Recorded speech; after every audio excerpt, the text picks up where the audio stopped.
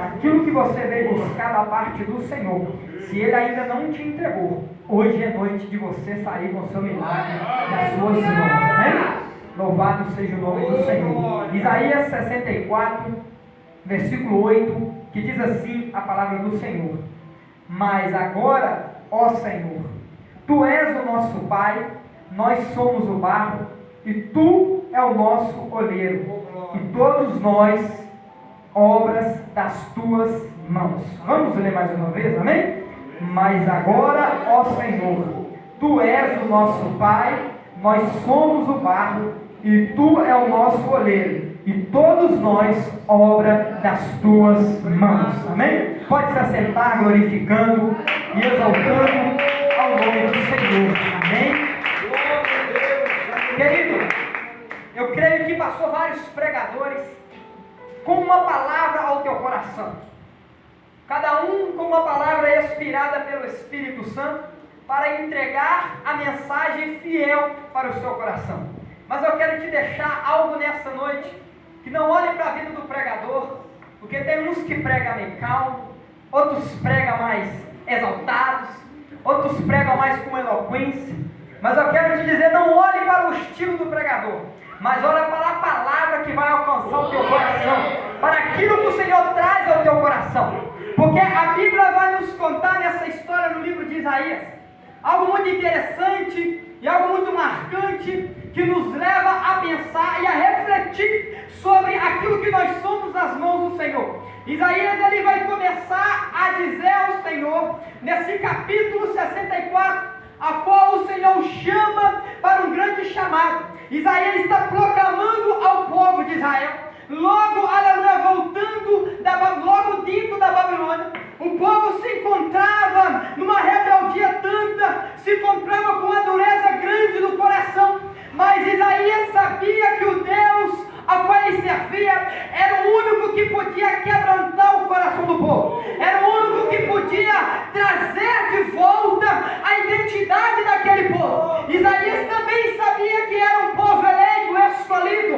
um povo separado, um povo que o Senhor o tirou do Egito não para morrer no meio do deserto, não, o Senhor, aleluia, tirou o povo para mostrar para o povo que tinha uma vida melhor, mas com ele, tinha uma vida melhor, mas sim na presença dele. Qual vida é essa, pastor? Não é uma vida de porta aberta, não é uma vida de prosperidade, não é uma vida de tudo vai ser sim na sua vida, não, é uma vida que nos mostra que os não do Senhor também é livramento, é cuidado, é zelo para nossas vidas. Entenda que a palavra do Senhor, Isaías, quando ele vai ser chamado no capítulo 6, a Bíblia vai dizer que ele vai ver querubins, ele vai ver o Senhor sentado no sublime trono, e ele vai ver uma voz clamando, dizendo: quem enviarei eu? Isaías vai se dispor, é um dos objetivos, é algo que me chama a atenção, que enquanto muitos não se dispõem, Isaías vai ver a visão e ele vai se prontificar, vai se disponibilizar, dizer: Senhor, envia-me a mim para pregar a tua palavra. Mas a Bíblia, oh glória a Deus, ela começa nos dizendo que no capítulo 6 também, Isaías vai ver um anjo descendo sobre a sua direção, e ele vai ver: ai de mim, Senhor, porque vi a tua face. A Bíblia diz que o anjo desce e ele coloca uma tenaz sobre as línguas de Isaías, porque era língua fraudulenta, era língua pecaminosa. A brasa era para queimar todo o pecado, a brasa era para queimar tudo de ruim, porque o vaso aprovado não é um vaso pelo lado de fora, mas um vaso que é aprovado é pelo lado de dentro, que você conhece a excelência de um vaso, a excelência de um vaso nas mãos do Senhor. E entenda que Isaías começa a entender o seu chamado profético. Isaías é aquele que anuncia a vida do Senhor Jesus do começo ao fim, aquele que anuncia a vida e anuncia a morte de Jesus. Isaías é alguém agora que ele está clamando, está profetizando ao Senhor, está profetizando a Deus perante o povo, porque o povo era rebelde, mas Isaías era constante. E o que falta no nosso meio é constância.